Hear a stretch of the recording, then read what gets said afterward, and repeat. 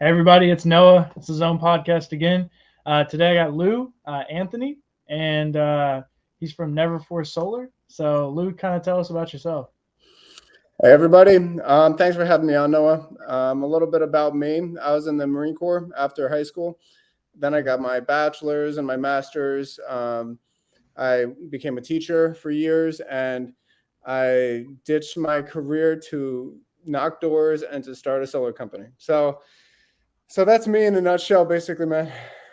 So with teaching, like that's pretty interesting because I know teaching and coaching is pretty different, and coaching is very similar to solar. I mean, not to solar, but to selling. So kind of, how did you make that transition from being like a teacher to like being more of a coach, if that makes sense? Well, it is really similar. Like for me, as a teacher, before a lesson, you're not a master of that content. So you got to plan in advance. You need to catch up on things. If you're teaching a lesson you're not familiar with, whatever. So solar, if you're new at it, the only way to gain that confidence is to learn about it. So the first thing I did is I learned as much as I could, and I looked up strategies. There's teaching strategies and there's door knocking strategies. Mhm. So I see what works in the classroom. If a student isn't paying attention, maybe what I'm doing isn't working. I see what works on the doors, by how many appointments I'm getting, the responses I'm getting, and I can, then I can tailor my style in sales, just like I would tailor my style with teaching. And Mhm. that's what makes it fun because it's always changing. So Yeah. one year you may have students that respond well to something, and then the next year, like, oh, that's so dorky or something. And so with door to door, sometimes things just seem not to work that day. Yeah. Um, you know, so so then I like to teach new door to door guys. Show them the ropes, give them scripts, and just make that learning curve as quick as possible because that's when most people just kind of throw in the towel sometimes, and it's a shame. Yeah. What's the like? I know the turn rate's pretty high for and sales for solar guys. Where how do you know a rep is going to be successful and stay long? Well, I hate to say this. I asked them about their story. Have they ever done anything that really required grit and the inability to give up, or maybe the ability so you would know that okay, this kid didn't give up. Because it's really one of the highest like turnover jobs.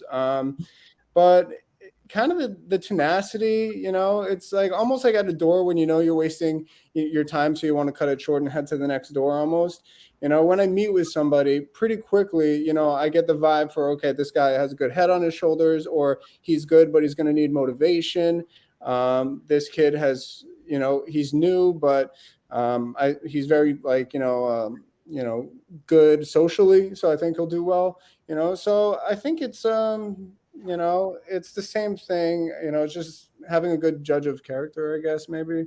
But I've been shocked. There have been people that like look like they got their shit together, but until someone's knocked door to door for a couple months, it really the proof is in the pudding. And I've been disappointed by some people, but it's nice because you see who can hack it, who can't.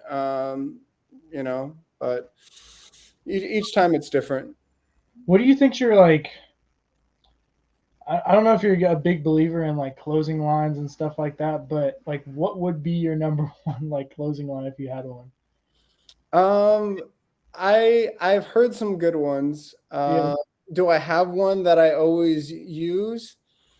No, I don't. I really don't. I really don't. Like, I try to, because if you're waiting for the end to say something that's gonna, make them say yes, then you're I don't like relying on that. Maybe I should have one of those things in my back pocket, but my whole goal is during the sales process is seeing what those objections are going to be. Step one at the door. How do they feel about solar from like 1 to a 10? Where am I starting? Right? Mhm. Why didn't they go solar already? Yep. And do they, can they go solar? Disqualify people. Don't, waste your time like with unqualified homes. But during like my actual closing presentation, I don't say like, one thing. Like there's only two reasons you wouldn't, buy solar with me today. One is because you don't believe it. And then the other, like, I don't say shit like that. It's just, I don't think it comes off as genuine when it is too smooth, to be, impromptu. I I think, mean, I I guess don't that know. makes sense. There's always those like little nuggets though. There's always those like little lines that you can kind of pull out of your back pocket. Me personally, I definitely like those little Yeah, nuggets. maybe I'll try it out for a couple of weeks, look at the data and see if it actually like just like do the same thing I always do, and then at the end just like say it, and maybe I'll like I'm always getting better too. And that's something with like door to door guys. Like when you first start, I'm sure you remember probably like looking at YouTube videos, and like I tell my guys to look into Sam Taggart and door to door experts, and I'll refer them to you guys as well now. And once you feel confident, a lot of people, they stop doing that. They stop looking at podcasts or, reading books. They think that they have enough of the skill to, do the job like the top 10%, and they don't. If you're not always getting better, no matter what level you're at, then you're not going to make it. You're not going to be where, maybe you could be. So I've liked this one. I can't make you commit, but once you commit, I won't let you fail. yeah, Nice. I have a couple things like that, but Yeah. they're more things to say objection handling than it is like a closing line. Like if somebody says like, "Oh, I don't like the look of them on my roof," I'll like it's acting too, which makes it kind of fun. So you kind of like look confused and you're saying like, what color was your roof again? It's kind of dark out. What was the color?" And they'll be like, "Hmm." If they don't know the color, it's not like saying you don't even know the color of your house, man. Like, why do you care? Instead, just Yeah. ask them like, what was the color of your roof? Was it charcoal? And then if they say yes to that, great, because like the black on black panels against the charcoal shingles look amazing. Like your neighbor across the street, and you lower your voice a little bit, Mhm. that roof, you see how bright that is? If they got solar, it would stick out like a sore thumb. But this roof, and like you're taking them on a ride, man. Yeah. It's fun if you make it out to be, keep it interesting. Yeah. Yeah. For sure. I mean, do you have any door to door stories that kind of like stand out to you? Um, yeah, I do. I have a bunch. The worst people end up being the funniest stories. Yeah. So I'll start off with my worst experience. Um, and then I'll go to the ones that kind of remind me why I do it. But so I had this one guy. I was training a solar pro actually, and I knock on this guy's door. He opens it, and I say, "Hey, how's it going? Me and Mike, we're just out here doing a quote for Joe Schmo over there. And did you guys ever get a quote for what? Solar, whatever." And he was like, "Not interested." And if you just say, "Okay, thanks, have a good day," you're not a good door knocker, right? So as he's closing the door, I'm like, "Hey, before I go, like, just because your house is perfect, like, what about?" And he cuts me off, and he was like, "I said no," like, and got like weirdly aggressive over that, right? Mhm. I was like, "Whoa, okay," like, and so I start walking away with my guy, and he starts charging me, right? And I just stopped right there, and like maybe it was like the Marines, like in me, I was just like, if you touch me, it's going to be the biggest mistake you're going to make. You know, don't touch me. And so just because I'm knocking their door doesn't mean I'm going to let this guy like possibly like injure me or whatever.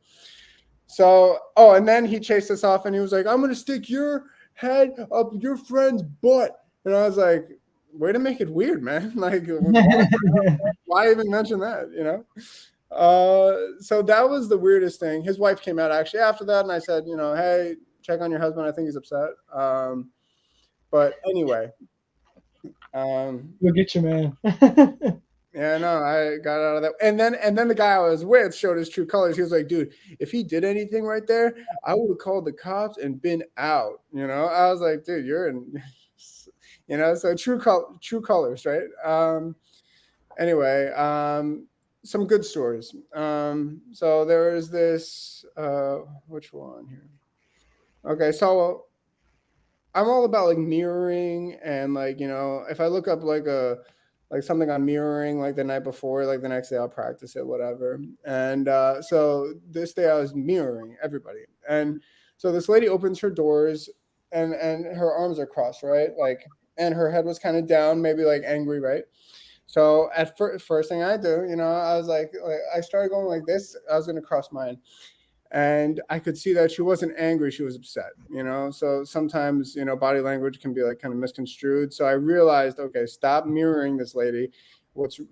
And she just said, oh, I'm sorry, like my husband just passed away, it's not a good time. She was in tears, and I just said, hey, no worries, God bless you, sorry to bother you, I'll send a prayer your way. And so there's times where you got to just be a person. If you want to be treated like not a piece of crap, at the door, don't, treat them, you know, their lives are important. We don't know what we're walking into. It could be a bad time. Somebody could tell you to kick rocks, and then, the next day, they'll be a completely different person, right? One just popped in my mind. This one guy got so mad at me for saying that the Eversource rates went up, or a certain utility provider's rates went up. I don't want to get in trouble for talking about Eversource, whoever. And he was like, actually, they don't generate the electricity. Like, do you know where it really comes? And he was just like being such a dick. I was new, and then I was knocking another door after I recorded that actually for training. And I was walking, and I see him come by with his dog, and I was like, dude, is this guy gonna try to like annoy me again? Whatever. And he actually just came up and he apologized and he got a quote, and that was it. So he actually felt bad. So you know that one was just that guy was just as angry as the first guy, probably. Another good story, let's see. Okay, enough with the angry people. So this lady and her daughter lived in a house together. The daughter had 2 kids. Anyway, I was doing solar for them, and their meter box was on the front of the house, and that's not really allowed. It shouldn't be there. So I included it, into the deal. And she was like, wait, you can do that? I have hated that thing for so long.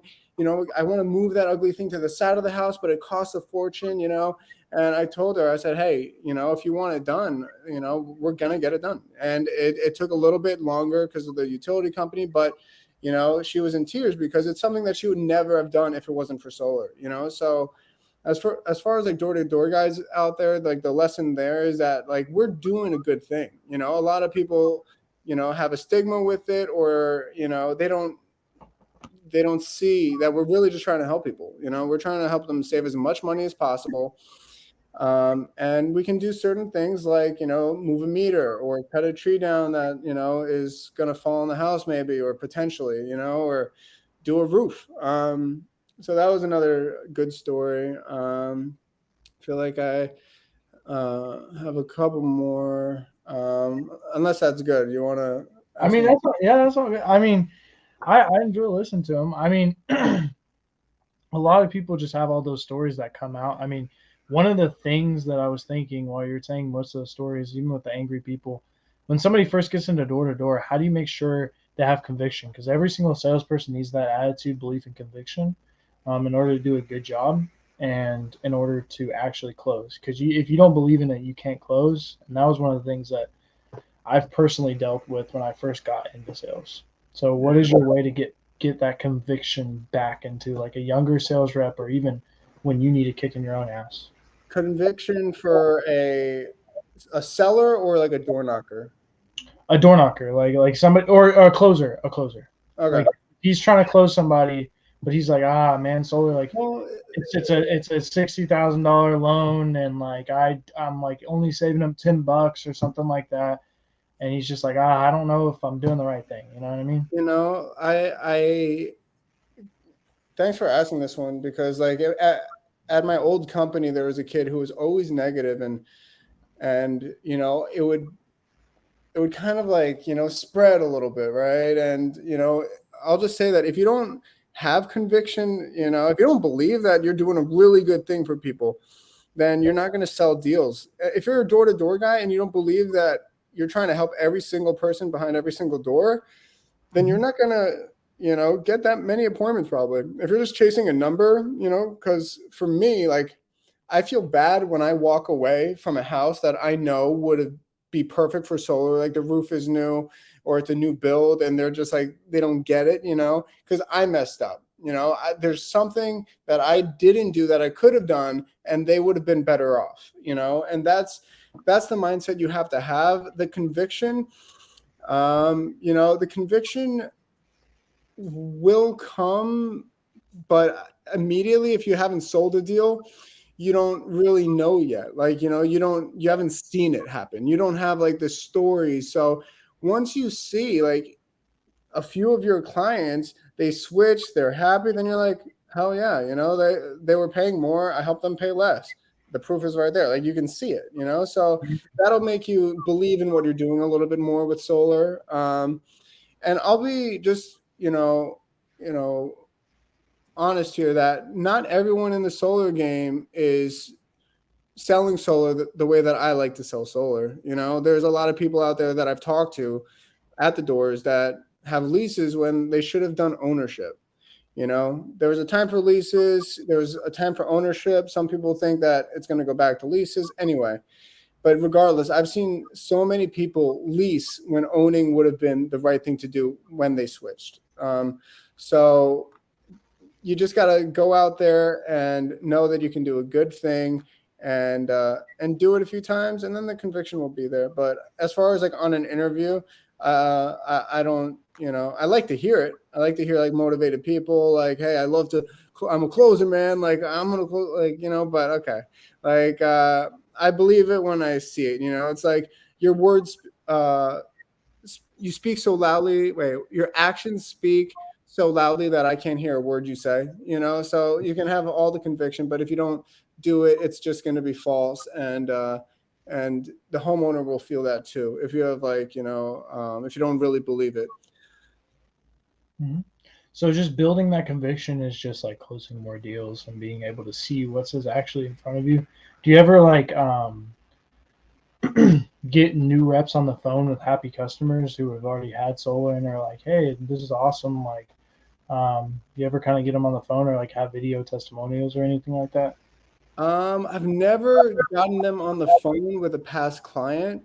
What I have shared, willingly with people that ask, like, hey, do you have any like, references or whatever? And I'll send a list of names, addresses, and hey, feel free to call anybody. I told this to a guy today because he asked for it, and I said, hey, please, if you're gonna do anything, call the people that I've worked with before, because that says a lot more. Somebody's experience with solar, their experience is a lot based on who they were sold solar by, more so than the company, because the company, like, nobody's forcing you to make 20 grand commission. Nobody's gonna, nobody's going to force you. I like to sleep at night, so I have a standard for like, what I make per deal. I don't go below it. And are there times where I can make a little bit more and still save the customer the same amount of money? Yeah, but I'm never going to make a $20,000 commission because I like volume. I like doing what others can't do. If I'm making 20 grand commission, I could have done the homeowner, a bit better and still been comfortable in my life, So Zig Ziglar, like, to get what you want, you have to help others get what they want. So if you're just, I don't know, you got to do right by people, and then the conviction will be just authentic, because I help people. That's what I do, So yeah. How do you The next kind of thing I wanted to ask was, how do you utilize like tech in your business? Tech in my business, like, I'm 32. My vice president is 26, and he's more of like the tech guy. Like, I'm good with computers, but as far as like TikTok or Linktree and stuff, like all these new things that weren't around when I was in, like, high school or whatever, he Mhm. kind of controls. I do, I do like old fashioned way of doing business. But I'm not blind to, like, AI is huge right now. And if you ignore it, it's gonna, be your downfall, So I'm going to, as far as lead generation, tech is huge with, analyzing what ads work and what ads don't. And so I I use it to, well, to keep data, because without data you're just, flying blind. So I rely on it more for data for me. But my company, we're exploring, AI leads, now, and all the, TikTok, Twitter, Facebook, Instagram.